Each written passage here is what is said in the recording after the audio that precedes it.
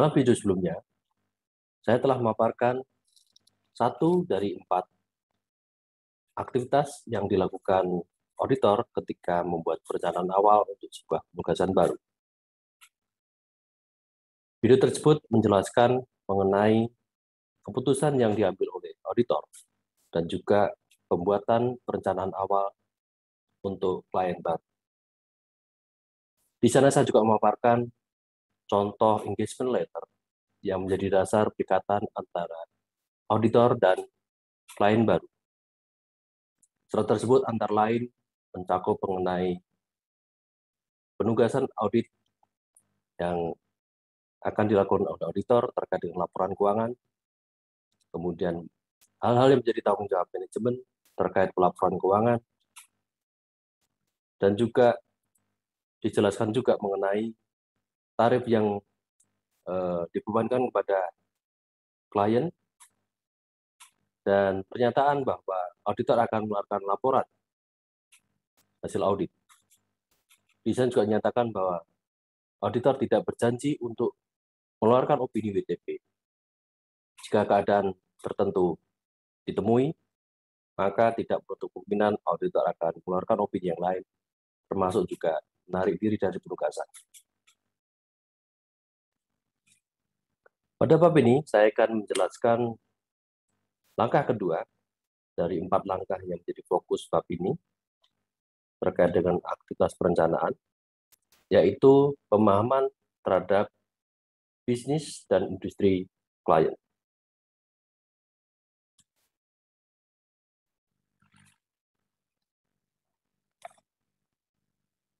Sebelum melanjutkan diskusi dengan topik itu, ada baiknya kita lihat dulu mengenai ketentuan yang terdapat dalam standar terkait hal ini.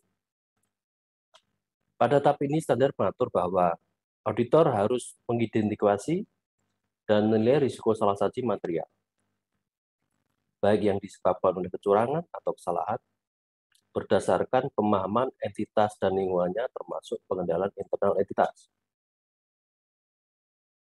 Contoh faktor yang dapat meningkatkan pentingnya pemahaman bisnis antara lain, misalnya mengenai penurunan ekonomi global, itu akan meningkatkan risiko bisnis klien. Kemudian juga penggunaan teknologi informasi oleh klien, itu akan berdampak pada peningkatan kebutuhan auditor akan keterampilan di bidang IT.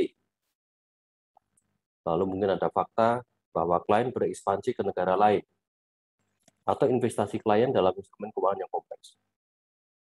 Banyak faktor ini harus dikenali, ya, karena pada akhirnya itu akan mempengaruhi bagaimana nanti auditor melakukan tugasnya.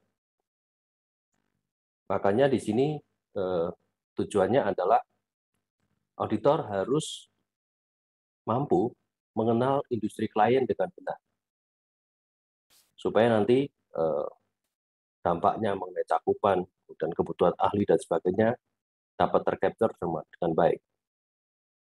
Auditor nanti juga bisa merencanakan kira-kira biayanya habis berapa. Nah, dari sini nanti kan bisa mengkalkulasi usulan biaya yang akan diberikan pada klien. Nah, untuk memahami bisnis dan industri, ini Aaron juga menyarankan beberapa aspek. Pertama mengenai lingkungan industri dan aktivitas perusahaan. Kemudian bisnis dan proses di dalam perusahaan, lalu terkait dengan manajemen dan tata kelolanya. Lalu perlu juga mempelajari tujuan dan strategi yang digunakan perusahaan untuk mencapai tujuan itu. Dan terakhir terkait dengan pengukuran dan kinerjanya. Nah, kita coba bahas satu-satu. Terkait industri dan lingkungan eksternal, setidaknya ada 3 alasan kenapa auditor harus tahu. Pertama itu terkait dengan risiko terkait bisnis, ya, yang nanti dapat berdampak pada penilaian auditor pada risiko bisnis dan risiko audit yang dapat diterima. bisnis tertentu mempunyai risiko yang berbeda dengan bisnis yang lain. Kemudian yang kedua, banyak risiko yang umumnya sama dengan industri di industri tertentu.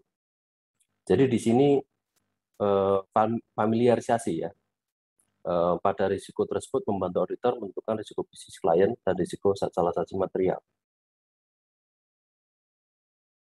Misalnya, kalau tipikal perusahaan konstruksi pasti akan memiliki tipe proses dan pengendalian yang berbeda dengan nanti misalnya bisnis asuransi atau keuangan. Nah, di sini auditor juga perlu paham ya, antar sektor itu perlu sedikit banyak tahu, sehingga nanti ketika ada klien yang sama, nanti juga bisa mengambil informasi yang serupa untuk penugasan terkait dengan klien itu. Kemudian perlu juga dipertimbangkan mengenai fakta bahwa banyak industri memiliki keunikan persyaratan akuntansi yang harus dipahami auditor juga ya, untuk mengevaluasi apakah laporan keuangan klien itu telah sesuai dengan standar. Ini bagian pertama. Kemudian terkait operasi dan proses bisnis, auditor harus memahami faktor-faktor seperti sumber pendanaan atau pendapatan utama, kemudian pelanggan dan pasok utama, sumber pembiayaan, dan informasi terkait dengan pihak-pihak yang berrelasi yang dapat mengindikasikan area peningkatan risiko bisnis klien. Jadi kalau terkait ini, salah satu caranya adalah melakukan keliling fasilitas dan operasi, datang ke pabrik, datang ke premisnya, lihat situasinya, sehingga dapat mengenali lebih real mengenai proses bisnis yang ada di calon klien. Kemudian juga auditor juga perlu memahami identifikasi pihak-pihak yang terkait dengan klien. Di sini ada konsep namanya related party, pihak yang berhubungan, dan transaksi dari pihak yang berhubungan. Kalau related party itu adalah perusahaan, bisa berbentuk perusahaan afiliasi, kemudian klien juga bisa jadi pemilik utama perusahaan, kemudian atau pihak lain manapun yang berurusan dengan klien, di mana salah satu pihak dapat mengaruhi pengelolaan kebijakan operasi pihak lain. Nah, begitu juga dengan pemahaman mengenai transaksinya. Itu terkait dengan transaksi antara klien dan related party. Hubungan kasus khusus ini biasanya akan tercermin juga atau kelihatan juga bagaimana perusahaan-perusahaan yang punya hubungan satu dengan yang lain itu melakukan transaksi dan kadang-kadang treatmentnya berbeda dengan prinsip transaksi yang umum. Nah, kalau dengan transaksi dengan perusahaan yang lain, ini yang perlu dipahami. Kemudian juga terkait dengan manajemen dan tata kelola. Auditor harus paham juga. Jadi biasanya manajemen itu menetapkan strategi dan proses bisnis perusahaan. Nah, di sini auditor harus paham atau mampu menilai filosofi manajemen dan gaya operasinya, serta kemampuan manajemen dalam mengidentifikasi dan merespon risiko. Falsafah manajemen dan juga kemampuan manajemen dalam mengidentifikasi risiko nanti juga pasti akan berkaitan dengan risiko salah satu material dalam laporan keuangan. Pasti akan beda perusahaan yang dipimpin atau dikelola manajemen yang betul sadar risiko dan mampu mengidentifikasi risiko dan bisa merumuskan tindakan mitigasi terhadap risiko itu, dengan perusahaan yang dikelola oleh manajemen yang mungkin tidak se-rigid atau seterampil manajemen yang saya sebutkan sebelumnya. Dan misalnya perusahaan kedua ini posisinya dikelola secara selengean misalnya. Sehingga manajemen juga tidak aware ketika ada risiko-risiko terkait dengan kesalahan atau kecurangan yang ada di perusahaan. Atau mungkin di sana juga persoalan penegakan etika mungkin juga tidak berjalan dengan baik. Nah, ini tentunya nanti punya dampak dengan penyajian laporan keuangan. Ya, secara teoretik kita bisa mengatakan bahwa perusahaan yang dikelola dengan baik dan yang tidak, pasti hasilnya akan beda di sisi laporan keuangan.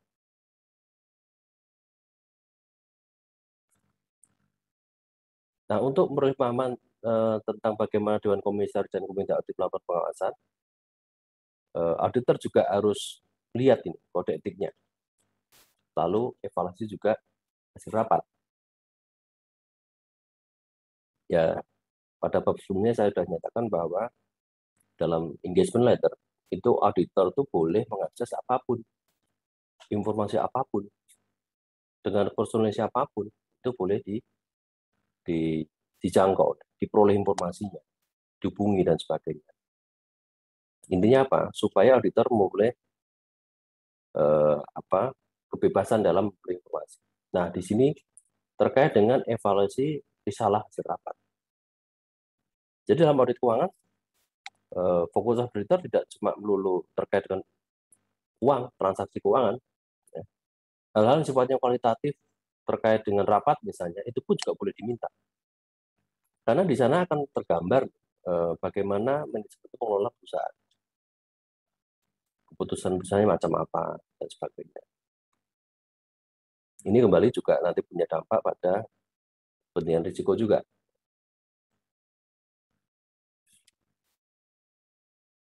Nah, terkait tujuan dan strategi, auditor juga perlu tahu ini.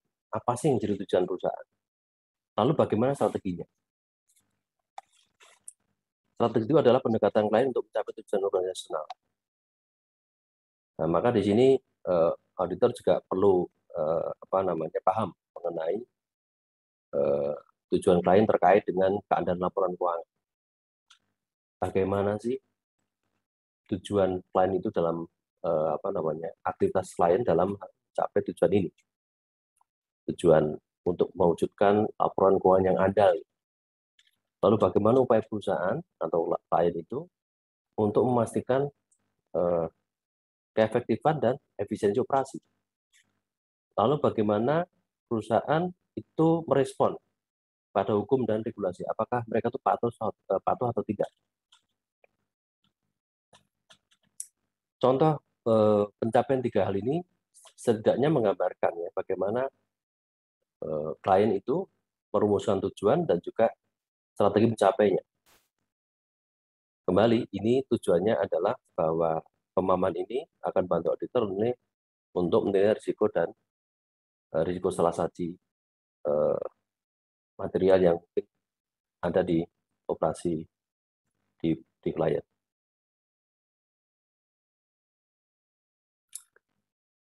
Lalu terkait dengan pengukuran dan kinerja. Nah, kalau kita lihat konsepnya, ukuran kinerja klien itu bisa meliputi KPI atau KPI, Key Performance Indicators, yang digunakan untuk mengukur kemajuan mencapai tujuan. Nah, di sini KPI ini isinya melampaui angka-angka dalam laporan keuangan, karena di sana ada informasi misalnya soal market share, target market share-nya berapa, dan laporan mengenai atau KPI mengenai sales per employees misalnya, unit sales growth dan sebagainya. Ukuran-ukuran kinerja itu perlu auditor pahami. Setidaknya nanti bisa mendapatkan gambaran mengenai cara-cara mereka untuk mencapai itu seperti apa. Nah, risiko inherent yang melekat di sini adalah bahwa bila klien itu memiliki tujuan yang tidak masuk akal, misalnya memiliki target market share yang sangat besar, misalnya, atau peningkatan sales per employee yang sangat tinggi, yang tidak masuk akal ya, maka itu bisa jadi akan mendorong penerapan akuntansi agresif contoh. Nanti yang terjadi bisa jadi manipulasi atau upaya-upaya lain yang yang sebenarnya tidak seharusnya dilakukan. Kalau ini terjadi, pada agen juga akan punya dampak nanti terhadap risiko salah saji. Saya kira itu. Jadi beberapa hal yang perlu dipahami atau dilakukan oleh auditor pada tahap ini, pada tahap pemahaman identitas dan risikonya.